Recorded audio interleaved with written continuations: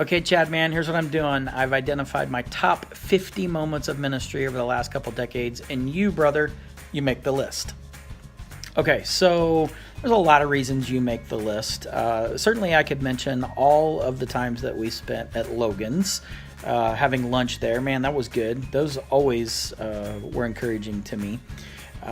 Maybe one that probably rises closest to the top was the moment that you and I stood in Fort Wayne at the convention center at the GLS during that break, looked out, and I'll never forget this, man, you just in a moment of very crystal clear thought, just said, I think we could bring 100 people here. What would happen if we brought 100 people here?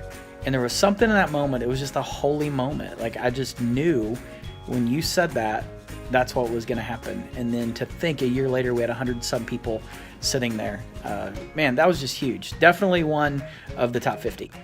Now, none of these are in order at all, and a lot of people will maybe get one or two spaces.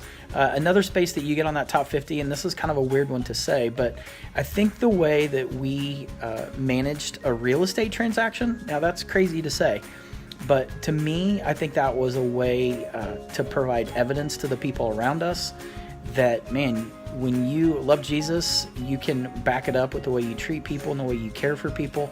We certainly felt cared for by you and Jana. I loved doing that with you. I think we hopefully ended that well, but it's weird to say, but that's one of them that takes up space for me on the top 50.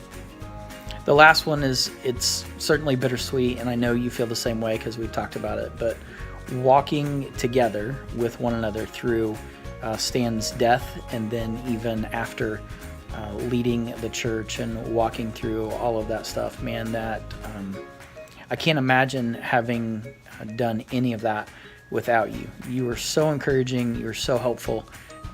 Man, what a pleasure that was to walk with you through that in spite of what we were doing. Certainly, I mean, you know my deal. I didn't want any of that to happen. Neither did you. But man, it makes the top 50 for me to have done that with you. And man, I'm just grateful. I'll forever be grateful for you and your friendship, especially during that season. I needed it. I had to have it.